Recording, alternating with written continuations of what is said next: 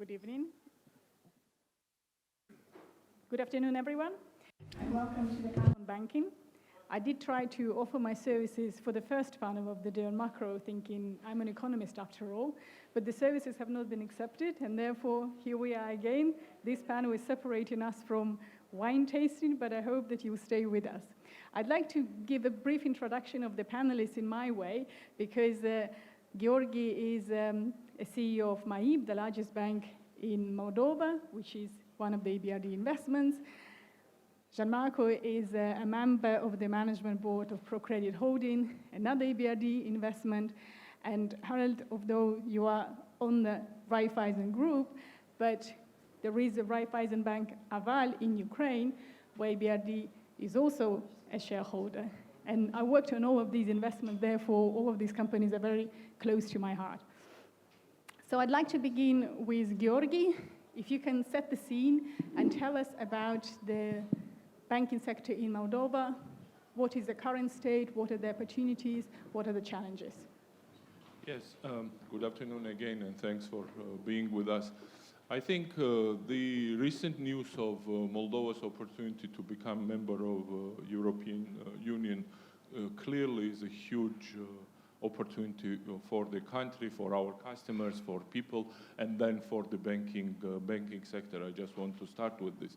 But if you speak about the banking sector, there are few areas where the banking sector stands out to be very strong. Number one, this is a very low penetration, and if you think from the loan to GDP perspective, the current number is about 20%. So one of the lowest among across all the peer countries that you can think of.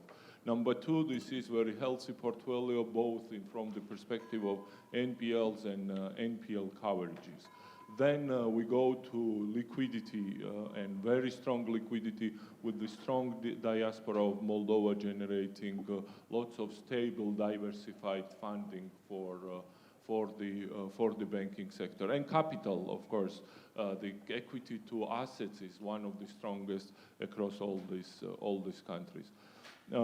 One more point, which is also important, is the initiatives of the government to implement the digital services or digital government services, which basically creates quite good infrastructure for us, for the banks to grow, to utilize these opportunities, and for this growth to be very long-term and healthy and stable. Thank you, Georgi. Harald, you've gone through many countries that have been going into the EU. What has been your experience in terms of access to funding, in terms of equity and debt?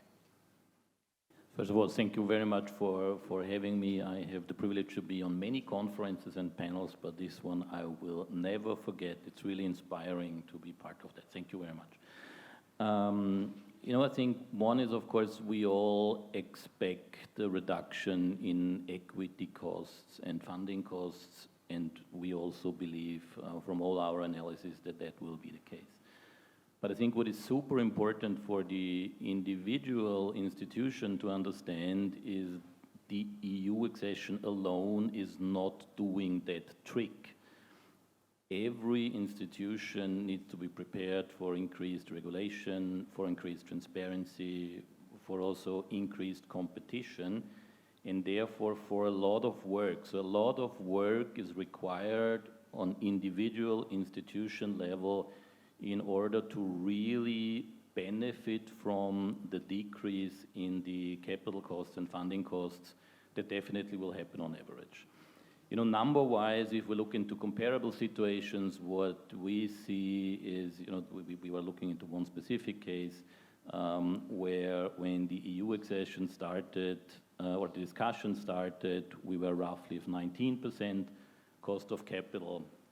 And then during the process, that went down to 12. At the same time, spread over US Treasuries, if we talk about funding costs, decreased roughly by 4 percentage points. So that was a different time. That was a time when rates were on a downward trend globally and risk appetite was increasing. So, it cannot be repeated everything one-on-one, but definitely it gives a clear indication on the direction and also on the magnitude. But what I think is even more important than talking about basis points in cost of equity and cost of funding is simply the availability. So this is where the big music plays, because what we need is the availability of funding, and that will definitely increase with each and every step and each and every clarity that this process is going into the right direction. Great, thank you. Gianmarco, ProCredit is one of the unique institutions that is present both in Romania and in Moldova. What experiences can you draw from that? Yes, Bayan, indeed. ProCredit has been operating in both Moldova and Romania now for 20 years. I also had the privilege to be here based in Bucharest for 2 years, from 2008 to 2010, managing our bank in Romania. And I can say that the integration with the European Union market really acted as a booster to the Romanian economy, and allowed for a much higher flow of capital, but also know-how and access to markets for Romanian companies. My sense is that for Moldova, the opportunities perhaps are even higher, proportionally speaking, because, of course, being a smaller market, Moldova will greatly benefit from the integration with a much larger market. It's not self-sustainable alone in that sense, and therefore can really greatly benefit from that anchoring with the European family, so to say.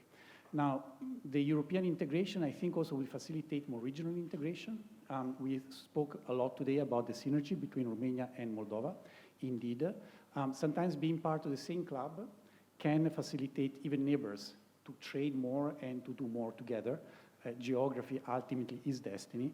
I can give you an example of the opportunities that can arise with that context. The European banking passport. ProCredit has invested in a greenfield investment in Greece 5 years ago.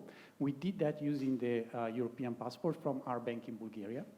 And therefore, we managed to enter a complex, developed market, more regionally focused in the north, in the region around Thessaloniki, with a minimum investment and also a lower footprint from the regulatory point of view, and grew bottom-up. And nowadays, our operation in Greece contributes 25% to the profit of the bank in Bulgaria, which is the most profitable bank in ProCredit. So that, I think, opens really opportunities for the country moving forward. Thank you, Gianmarco. We probably should touch on the geopolitical risk, although it has been discussed a lot during the day. But from the banking perspective, from the perspective of your clients in Moldova, how they have adapted to it? Yes, of course, this is important. I think it's been already addressed throughout the day from various points, but from the perspective of our customers and how they are basically surviving. Number one is that Moldovan companies had already diversified from Russia and post-CIS region to more Europe even before the war. And today we've been speaking about the wine industry quite a lot, and we all know that about 10-15 years ago, 80% of the wine export was to Russia. After the embargo, then 80%, 95% goes to Europe. Most of it goes to, 95% is export, and most of it goes to Europe. We did do the research when the war started. We wanted to understand what's the exposure of Moldovan companies from logistical capital and perspective with the region. And what we found out is that only 10% of the companies had the exposure to the region, and only 10% of that 10% had the exposure more than 20%. So this is very long way mathematically saying that before the war, exposure to the region and to the Russian companies was already quite low. And clearly then, with all the opportunities, all the emotions, and all the focus that this war created, since then this exposure has been further decreased, and we would say that has been overcome. Of course, we need to see more confidence from business perspective to invest more. So this is the only remaining thing that we are observing today. Great, thank you. Harold, what is the view of the investors? Do they think that the risk is now retained, contained? Do they accept it now going forward? So, for sure, all investors are mindful on geopolitical risk. What is super important for a country, but also for a region, is that we are developing a narrative, a geopolitical narrative, which is then also supported by bigger players who then, do not just do the talking, but also the walking, bring in funds, and then, a path is there where then also private money is following. So I think we need to understand all that we are here and all those that might follow, we are, as we can see it here, in the bridge building business. And those bridges, there is of course some risk in it, but we build those for generation and we are not in the flying fox business. So, I think people are aware and we see a lot of positive momentum, and this is really, really good news. Great, thank you. Gianmarco, to you again. Can you talk about other areas of banking in terms of the transaction cost and general cost of doing business, what it means when you go into the EU? With pleasure, Bayan, if I may comment on the previous question as well, because not only we have a bank in Moldova, but we have a bank in Ukraine. I've been working for 20 years in Eastern Europe, and I'm always been profoundly amazed by the resilience of the people and the companies operating in this region. Something that somehow in Western Europe we lost a little bit in the wealth of the last 70, 80 years. People and companies here react, adjust, and perform. And this is really a pleasure to see. Now, back to your new question. Look, we are a German bank. We're actually the only German bank present in Eastern Europe. And by being a German bank, we act naturally as a bridge between German companies, the German economy, and Eastern Europe. So we see and we intersect a lot of the flow of capital moving from one country to the region. And indeed, the European integration meant in Romania, but also in Bulgaria, enhance interest from German companies to invest in these countries, but also new markets for companies originating from this region, and as well opportunities to invest in capital-intensive investments such as machinery to improve productivity, making the best out of the technological advances coming from Western Europe. Now, of course, all of this flow of capital needs to be facilitated. There is a cost associated with it, and with the integration to the EU, those costs are significantly reduced. Now, Romania moved away from SWIFT platform as a payment instrument, so to say, into SEPA in 2012. Now, Moldova is taking the same steps. We have introduced instant payments in Moldova successfully in the last few weeks, actually. It was, I'm glad, at least I don't know for all the other institutions in the country, but my sense is that it worked very well. It definitely worked very well for ProCredit, and therefore those are the little steps which eventually will decrease the cost and increase the speed and security of transactions, which is the bread and butter of business and banking. But if it is not there, then you feel it in the long run. Good, thank you. Giorgi, I'd like to touch on the agri sector. We talked a little bit about it already, specifically on the wine sector, but agri accounts for 12% of Moldova's GDP, and if you think about the export, then it's almost 50%, so you can't ignore that. What is the situation with your clients in the agri sector in MAIB, and where do you see it transitioning further with the accession to the EU? Yes, I think for this sector, EU transition is maybe most beneficial, or one of the most beneficial, because we understand that there are so many dedicated programs from EU that will support the productivity and the increase in scale and increase in efficiency for the sector. Where we stand with the sector right now, we are one of the largest lenders there.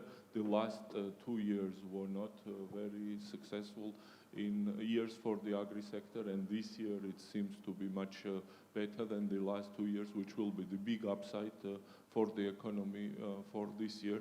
But overall, if I take the longer term picture, we are seeing the agro contribution into economy not to be as big as it used to be in the past, especially with the new sectors like IT and the innovations that we are hearing. The contribution is decreasing. The path to EU will strengthen further the sector and will ensure that there is more efficiency, more sale, the bigger market that they can access to, and the agri-sector will benefit from EU accession much. Gianmarco, can you talk further on the Romania, because you have a lot of experience there? Yes, I get very excited anytime we talk about agriculture. Indeed, we also focus in ProCredit on agribusinesses. 20% of our loan book is actually agriculture. That's more than 1.2 billion euro currently outstanding in the countries around the Danube river, so to say, historically good agricultural producers. I agree with Georgi. We are going to see the agricultural sector strongly benefiting from integration. Perhaps one of the most important sector benefiting from having a better access to capital and know-how, just like all the other companies, but also to subsidy programs coming from Brussels. The Common Agricultural Policy does have an impact. We see this in Romania quite profoundly. If you analyze the P&L of agribusinesses, you will see the subsidy component playing a material role in the overall results of companies. But it's not only a question of subsidies, it's really a question of know-how. We also see in Romania Western agri-producers which bring with them scale. They aggregate land in bigger farm holding, therefore increasing productivity and efficiency. They mechanize. They introduce technology. I mean, there is nothing more fascinating than seeing self-driving harvester with drones flying above for precision agriculture. There is a lot of action happening. The view that we have of farmers with one actor plotting somewhere and growing something is an old view. The view now is that below 5,000 hectares, they are not sustainable, so to say, and those are the type of businesses and above that we finance. There is a whole new chapter connected to green transformation of the agricultural sector that is coming up. There is a huge EU effort to green up the agricultural sector, and we have to, because food security is very important, but this is one of the most polluting sector in the economy. CO2 emissions are one of the highest, so to say. And sustainable agriculture will bring lots of opportunities, not only for the planet, which we have to, of course, but also for those entrepreneurs and consumers that will benefit from a better produce and in a way a produce that can also create local jobs and a local supply chains. So very much in line with Georgi said. Thank you. I'd like to talk a little bit more about the flow of workers, people, because when we think about EU, we think about flow of goods and services, but it also means people. And when we think about Moldova, we talk about people leaving the country to seek opportunities elsewhere. But what I'm glad to see is some of the people coming back to the country. We have Aliona and Makar in the top management of MAIB. We just heard Alex in Porcari from Romania, and of course Anca Drago, who recently became the head of the NBM, and that's a great trend. Hopefully that would continue, because what is important for the country is interesting projects that bring the people back or from other countries. Harold, what has been your experience when the investment climate is improving? Does it mean that the people are attracted to the country? So I think we all, regardless in which state we are fighting for both seasoned experts and emerging talent, so this is irrespective where we are. What we have seen in several comparable situations is, of course, the EU also come with a complete freedom of movement at some point in time, and there is an inherent risk. So we have seen some brain drain really in other countries, and therefore I'm really happy that this also is already addressed and very well addressed on high level of the government. We have seen really inspiring examples today which I was not even aware of. So who would not get tempted to work from the beach in Greece, which is also a very nice country. What I think is very important is how you also interact with the diaspora. So I have seen some cases where countries very successfully managed to tap this potential, in those cases bringing them back really physically, but if here we have tools to also work with them on a virtual basis, potentially even more interesting. So I think it can be addressed, but it requires definitely attention. Great, thank you. Gianmarco, can we talk about technology? Because that's one of the areas that you are passionate about, because of course your background is the head of HIPPO, right? Yeah, indeed. Before I get to technology, a couple of words on people. Don't get annoyed with me.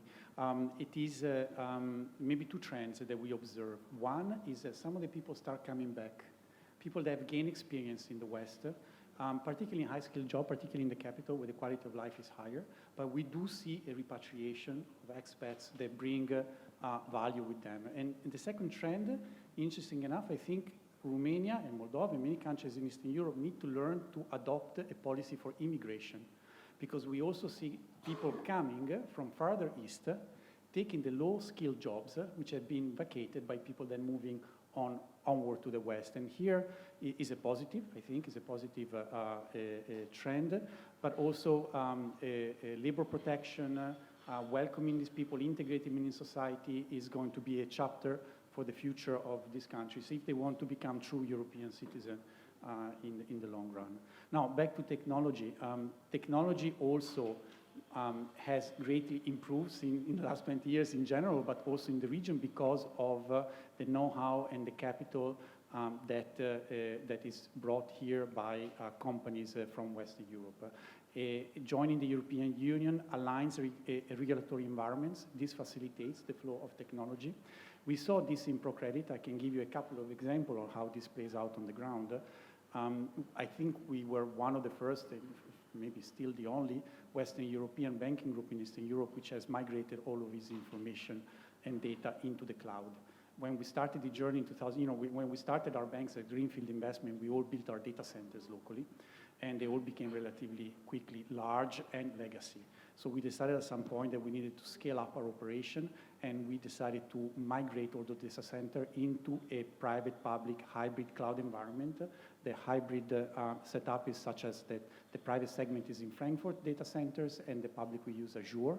When we did this project, we started with Romania in 2016 because the regulatory environment, being part of the EU, facilitated that process. And we came to Moldova 5 years later. We did the same, but with a significantly higher level of pain, let me put it like that. But I still think that he has also served the purpose because he has opened up new possibilities for the country, for companies working in Moldova to perhaps follow through, because the future of technology is cloud computing. And therefore, that's one example where being part of a bigger family with a common set of rules does help. The second example is a remote identification of customer. For the worker in Greece that wants to open an account from the beach and work for a company, that was the question. Indeed, ProCredit is a direct bank. We don't have branches for retail clients. We use our technology to bank as a platform, and therefore remote identification of customers is key for us in order to identify properly. AML, KYC is very important from banks, as you know, and we use a face recognition technology and machine learning in order to do that. We did that in Romania 3 years ago, and we are going to do it in Moldova this year, because finally the regulatory environment has changed. And after a lot of discussion, we are still under a lot of discussion with the local regulators, but my sense is that we are moving in the right direction. Integration within the EU will accelerate all of these trends and bring Moldova faster into the future. If I can continue further on the regulation, because that's a big job, as Harold said, by all the market participants, a lot of work needs to go into it. What is your assessment of the current regulation in Moldova, and how far they need to get closer to the EU one? Yeah, so this is an important question, and in this area we clearly see more opportunity than any downside, and I'll tell you why. First of all, Moldovan banking sector asset structure is very simple. So if you go through our asset structure, our capital structure, it's quite simple. We do have like the pure loans, the local T-bills, mostly equity. We have only one subordinated loan, which meets all the recent criteria and so on.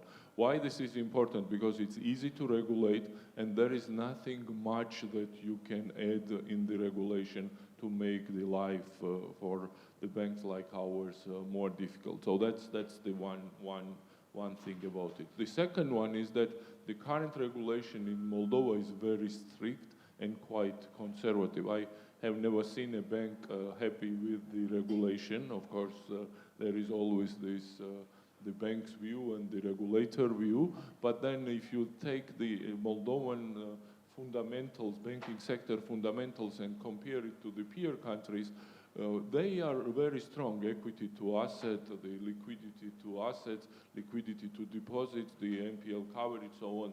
So this is the result of the regulation.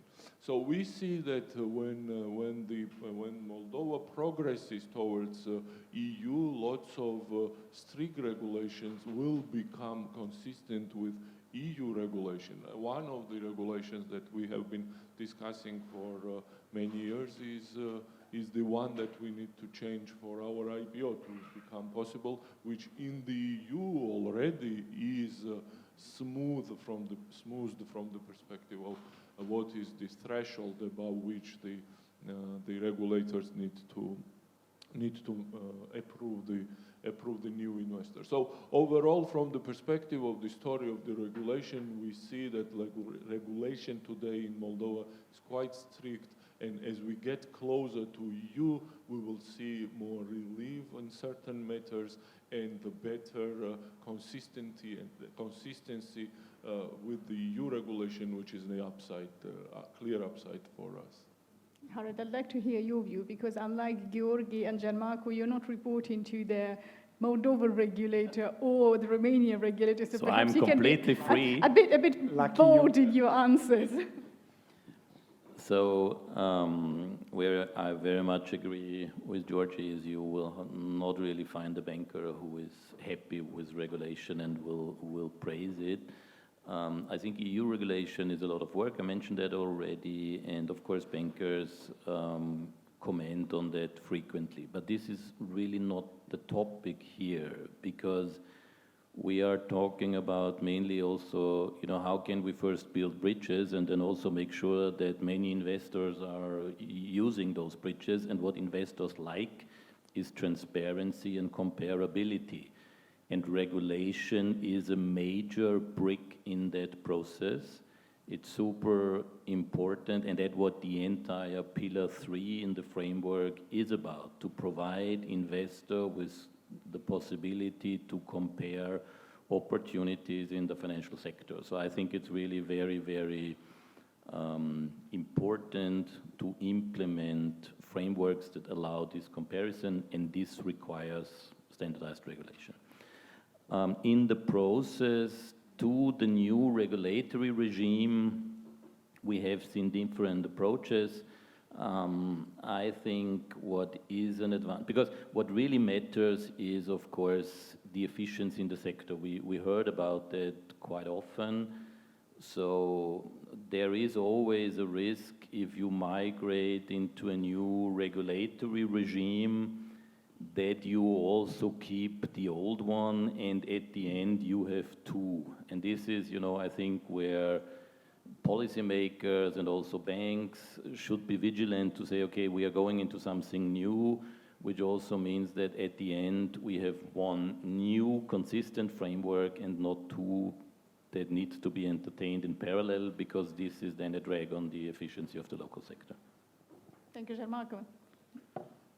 I'm going to get myself in trouble with this, but I have a nuanced view on regulation. On the one hand, of course, it is important. It's a rule-based economy, it's a rule-based society. We need rules. And by and large, the European rules make sense.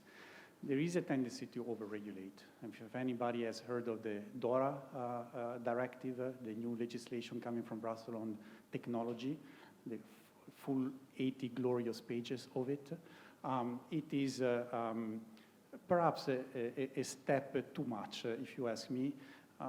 It proves the point that the US innovates and the EU regulates. And we also need to think about innovation, not only about regulation. But by and large, for Moldova, as of now, it is a plus to join a more comprehensive and stable regulatory environment. So let's enjoy that. And now I'd like to continue to the capital markets because that's really is the subject of today's discussion. And we all know that there is a Purcari that is listed on the Bucharest Stock Exchange and Endava that originated from Moldova that is listed on New York Stock Exchange. And of course, we all want to see more companies that can tap the capital markets outside of the country. Harold, you have a lot of experience with that. And what are the prerequisites for the companies to be listed, to be able to access the capital markets outside of Moldova?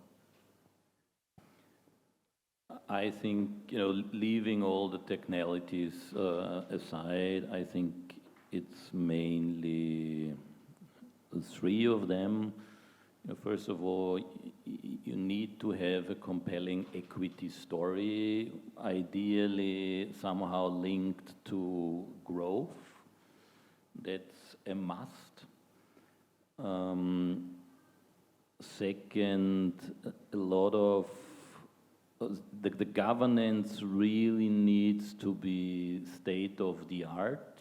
That goes from accounting standards to committees, from ESG to code of conduct, and there are many, many, many things more that international investors need to have, and also stock exchanges formulate a lot of that already as prerequisite.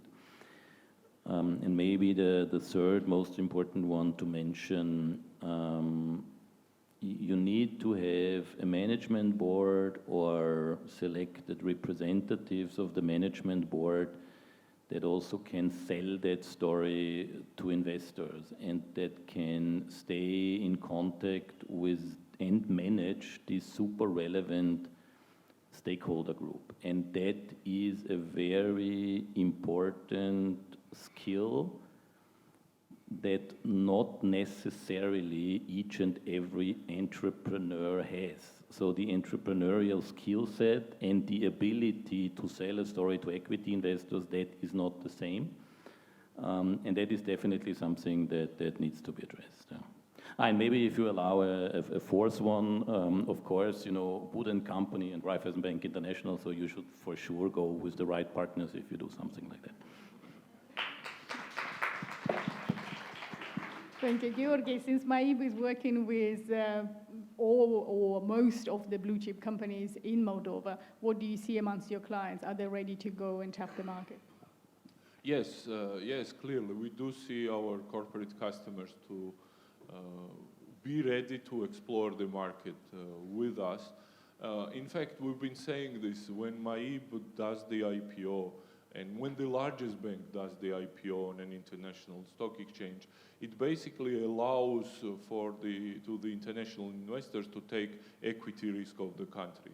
So basically, MAIB can act as can open some kind of gateway on the one hand to attract the most reputable, successful, experienced international investors in the country, and on the other hand to help the others to position the country or put Moldova on the map for the international investors as well.